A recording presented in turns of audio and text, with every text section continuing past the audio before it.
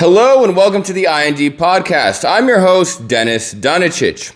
Like, comment, and subscribe. Get more involved, engage with our growing international community. Let's get right into our main story today, which is going to be a part of our series that has been done on the Russo-Ukrainian Crisis. Now, last week, we concentrated on the domestic issues and domestic inclinations and other problems and political realities being faced by many world leaders that are fundamentally incredibly involved in this conflict. More specifically, we focused on the domestic aspects of the presidencies and leaderships of United States, Joe Biden, Britain's Boris Johnson, France's Emmanuel Macron, and Germany's new Chancellor Olaf Scholz. Now, finally, we also did a brief story on the domestic situation that's going on with Vladimir Putin's Russia. Now, the one major actor that we have not covered so far is the one world leader that has the most to potentially lose or gain depending on how this crisis turns out. Now, of course, I'm speaking about the Ukrainian president himself, Volodymyr Zelenskyy. Now, we're just going to cover some of the political history of Volodymyr Zelenskyy, which is actually quite short. We're also going to cover some political realities that are occurring in Ukraine, and we're going to focus on how this has been affecting Zelenskyy's popularity and his likelihood of being re-elected. Now, Ukraine, while it has a chaotic democracy that has been defined by massive protests that turn into riots and have massive political implications, fistfights being a common method of carrying out democracy and representing one's ideas in the Ukrainian parliament, and political parties essentially changing views all the time, flip-flopping from one end to the other, and changing their names, identities, and everything. Ukraine, while a democratic country, is one that is extremely unstable and new in democracy. Keep in mind that democracy in Ukraine has existed for only a few decades. Now, Zelenskyy's career is even shorter in such a chaotic democratic environment. Now, just to give you some background, Volodymyr Zelenskyy was initially a joke candidate. Now, the reason that Zelenskyy ran is he was previously a comedian and an actor, and he had been playing a role in a television sitcom in Ukraine where a school teacher criticizing corruption in the nation of Ukraine accidentally and inadvertently becomes the president of the country. And now this television series follows the hilarious comedic adventures that ensue of this joke president. Now, Zelenskyy would take his character on TV and apply this into real life after many talking heads and political analysts began to make what was initially a joke. What if Zelenskyy actually became our president? Ha ha ha ha ha.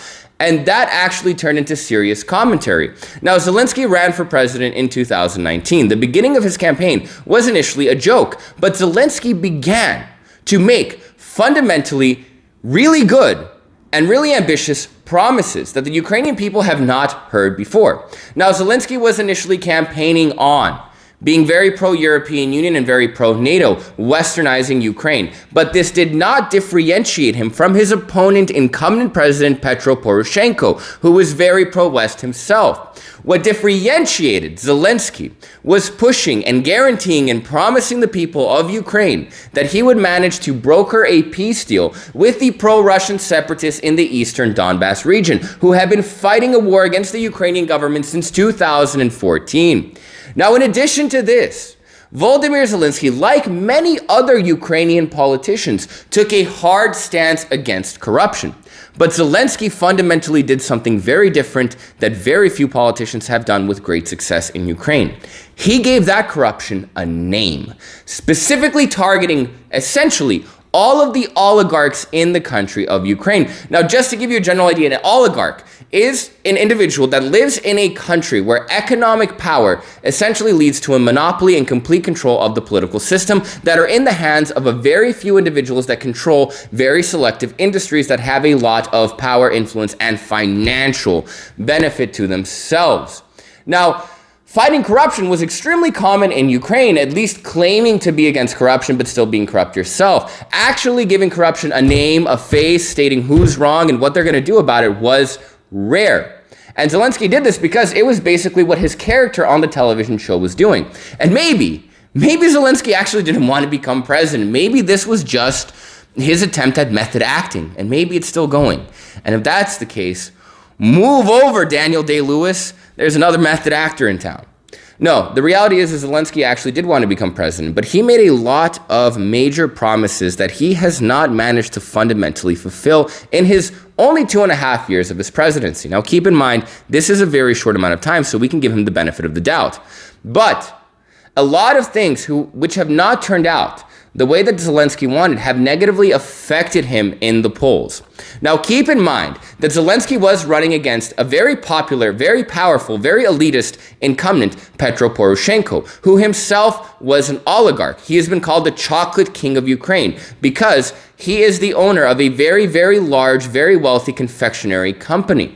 Now, Zelenskyy ran against Poroshenko, who again was part of the establishment and popular, and managed to win by a massive landslide. Poroshenko, who is essentially the most powerful man in Ukraine, after he ran against Zelenskyy, only won with 24.5% of the vote. This is a massive upset and landslide victory for what had initially began as a joke candidacy. Now, Zelenskyy finds himself in a similar situation in terms of popularity. A recent poll was done in Ukraine, where Ukrainians were asked if they would or would not support Volodymyr Zelenskyy running for a second term as president of Ukraine. Only 30% of Ukrainians said they would even support him running for a second term. An even smaller amount said they would outright vote for the guy, only 23%, which is 1.5% less than his former opponent who he defeated in a very embarrassing victory, Petro Poroshenko. So how did Zelenskyy get from being one of the most popular politicians in the history of Ukraine to becoming one of the least liked and supported? The fundamental reality is this current situation that we're in now.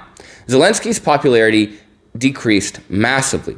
Now, keep in mind that while Zelenskyy was promising to orient Ukraine to the European Union and to the North Atlantic Treaty Organization aggressively if necessary, that promise has been completely followed through on, and a lot of people do give him credit for that. I myself will. But the reality is one of the major promises, as I mentioned just now, of Zelenskyy's campaign was to create and broker some kind of peace deal or understanding with the pro-Russian separatists in the eastern Donbass region who have been fighting a brutal war against the Ukrainian government since 2014. It should be noted that this not only has failed, but things have gotten much worse in terms of a Russia problem that Ukraine has. Up until a few months ago, the only direct threat to Ukraine that was involved with Russia, besides the destabilization of the country, being involved with various political actors, financing different movements to fundamentally cripple and influence Ukraine's politics, and the pro-Russian separatist movement in eastern Ukraine, those are the only problems being faced by Ukrainians as far as Russia is concerned. Now, Ukraine is facing a potential invasion of their entire country. No longer is just an eastern region, which is, albeit extremely important, Donbass is the industrial heartland of Ukraine, but it's a region. No longer is just a region of Ukraine in danger of Russian interests, but the entire country itself fundamentally is. This has significantly decreased Zelenskyy's popularity by demonstrating that he was not able to follow through on one of his fundamental promises. Now, I don't want to blame Zelenskyy's lack of popularity exclusively on the Russo-Ukrainian crisis. There are other various problems that have caused him to lose favor in the sight of the Ukrainian people. Number one is, as I mentioned, Zelenskyy very fervently and ferociously fought against corruption and stated that he would root it out and change the economic picture of Ukraine and end the corrupt oligarchy that had existed in the nation. Now, the reality is Zelenskyy himself, since he became president, has been accused, in some cases very convincingly, of partaking in corruption himself. Now, I do want to add one thing. Politicians in countries that do have high levels of corruption very commonly campaign on the idea of ending corruption itself. Now, the reality is that corruption cannot actually be ended. It is something that will take generations and generations and generations and generations and generations and so on and so on and so on to root out. Even in countries that are completely advanced economically and politically, corruption still exists. Countries like the United States, countries like Britain, countries like France, corruption is still prevalent. Getting rid of corruption is not possible. However, mitigating it is. And even if you cannot do that after promising to end corruption, what you typically shouldn't do is get involved in corruption yourself. Now, most prominently, Volodymyr Zelenskyy was one of the world leaders that was named in the Panama Papers. And these reports demonstrated that Zelenskyy was taking his funds, which he had no business earning as president of Ukraine. They were not consistent. They were significantly higher, the financial amount of money that was in these accounts, than what any president in Ukraine should be financially making, and putting them in offshore bank accounts. So the money is not as supervisable as being in Ukraine, and two, it is not taxable. So Zelenskyy himself has made himself a target or kind of a face of corruption. He's also not been able to follow through on his promise to end the Russian insurgency, the pro-Russian insurgency in the eastern Donbass region. And this situation has even gone worse to the point where there is a potential Russian invasion on the table. Now, finally, the reason that many Ukrainians simply don't like Zelenskyy, it's not that they don't like him, but they don't support him anymore, is because Zelenskyy had promised to bring a new dawn and a new age into the Ukrainian economy. But this has not happened. Pays, employment, and opportunities in Ukraine have stagnated and stayed the same since Zelenskyy became president in 2019. Now, Ukraine, just like every other country in the world, except eventually Japan and some other smaller nations, to no fault of Zelenskyy's own, but nonetheless, this is still a reality, has been affected by a massive global inflation crisis, which has effectively made the people of Ukraine significantly poorer. So the people of Ukraine see themselves in a situation where tensions with Russia have never been higher and their security has never been in more question. Two, where corruption has not only not been mitigated from the political scene of Ukraine, it has become more rampant. And three, the economic situation has become worse. Obviously, Zelenskyy is not going to have the same popular favor that he had 2.5 years ago. Now, a major test of Zelenskyy's mandate is going to be coming up next year. In 2023, Ukraine will be holding its parliamentary elections. Now, Zelenskyy himself is not going to be a candidate on these elections. He is the president of Ukraine and completely detached from this legislative body. But his political party, which gives him the vast amount of support and the power in the parliament, the Servant of the People Party, which is such an ironic name, is going to be on the list. And a lot of polls have found that their popularity, just like Zelenskyy's, is dropping. And many have seen and do believe that the Servant of the People Party is going to lose its ability to control the Ukrainian parliament. Now, while this will not directly affect Zelenskyy, it will have a negative impact on his ability to pass laws. And more so, it is going to give opposition parties, which Ukraine has 1 million of them, opposition parties in Ukraine a wonderful bully pulpit and position to criticize Zelenskyy very publicly on a daily basis and kind of be the leading political dialogue of the country. Now, Zelenskyy himself is going to be running for re-election in 2024. And if the Servant of the People Party, Zelenskyy's party, is not able to consolidate their power and secure the elections in 2023, it's going to make winning re-election for Volodymyr himself a much taller order. Now, what is Russia doing about all of this? Now, Russia probably, and I'm still going to stand by what I said before, even as tensions are rising to an unbelievable breaking point at this point, I still don't believe that Russia intentionally wants to invade Ukraine. What Russia does want to do is find another way to exercise its political, foreign policy, and national interests in the country of Ukraine without having to roll a single tank, a single soldier, or fire a single shot. Now, the best alternative to actually invading and annexing an entire country is by influencing their politics. Now, Russia has, and again, this cannot be proven, but many intelligence agencies, specifically Britain's intelligence services, have found that Russia has been involved in promoting other political candidates who could potentially run against Zelenskyy. Now, it seems that Russia has been supporting pro-Russian candidates, obviously, to replace Zelenskyy, and that would be their dream goal. But the reality is this is unlikely. No pro-Russian candidate, simply due to the general population not agreeing with such a political platform, with most Ukrainians wanting to be a part of the European Union and wanting to be a part of NATO, and essentially not having anything to politically do with Russia.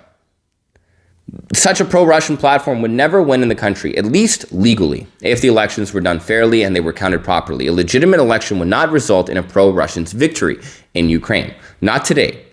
So many have theorized, and I myself will theorize, is that Russia is going to attempt to build partnerships with other actors who have political influence in Ukraine on all sides, pro-Russian and pro-European, to fundamentally destabilize Zelensky's grasp on power.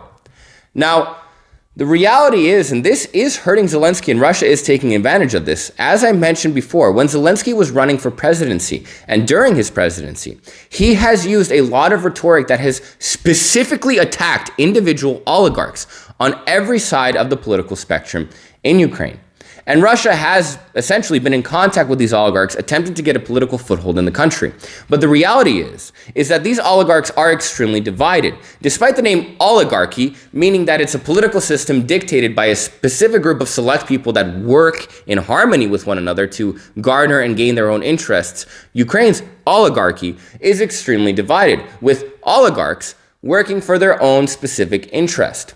So Russia would have to invest a lot of money, a lot of time, and a lot of effort on covering all grounds and having good relationships with pretty much anyone imaginable.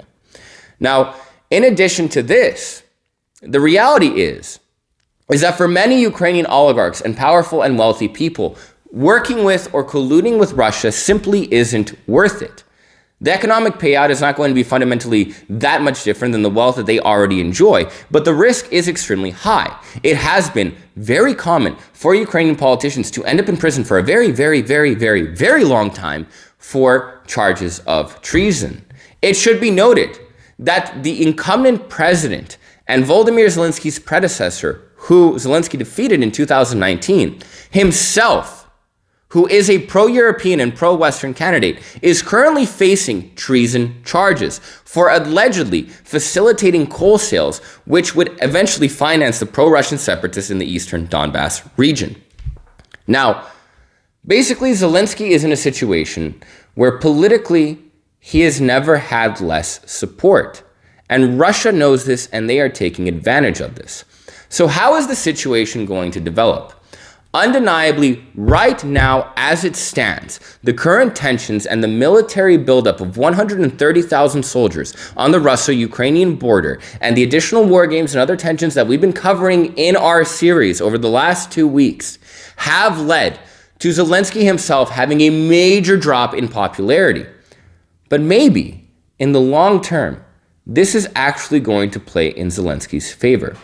Now, while Zelenskyy has not been able to find a peaceful resolution with the pro-Russian separatists in the eastern Donbass region so far, maybe the brinkmanship that's going on in this situation will lead to one. Additionally, Zelenskyy has demonstrated that even in the face of massive diversity and massive tensions and a military buildup on the borders of Ukraine, that he is not willing to compromise on his major political platform, which is taking Ukraine and eventually entering the North Atlantic Treaty Organization and the European Union. And two, Zelenskyy has actually behaved wonderfully in this situation, despite having absolutely zero political experience before becoming president. He has managed to establish in Ukraine a sense of calm, a sense of peace, though simultaneously, and this is the most difficult part, having these two at the same time, a sense of seriousness, where Ukrainians are preparing for the worst, but understanding that the best is probably what's going to happen. Now, this has actually united the people of Ukraine who are against Russian expansion in the country, and that is going to pay off in the long term. Additionally, Zelenskyy, despite his lack of international experience, has managed to garner and gain a lot of military support in the forms of weapons, military equipment, helmets from Germany, just different resources to Ukraine being donated by major Western powers, in addition to financial support.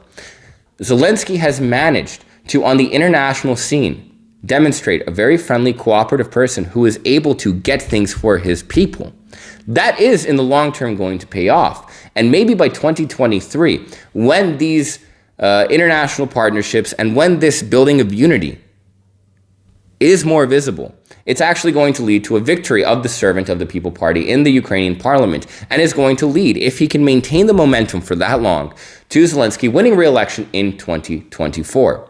Now, the final thing that I'm going to say here is, it is in the interest of Zelenskyy to resolve this situation diplomatically, politically, and peacefully. Specifically, it's in his interest to follow through on his campaign promise of finding a solution for the pro-Russian separatist problem in eastern Ukraine. And despite the fact that tensions are very high and that many people would at first thought say, well, that's not going to happen now, this is actually the best time to make that happen.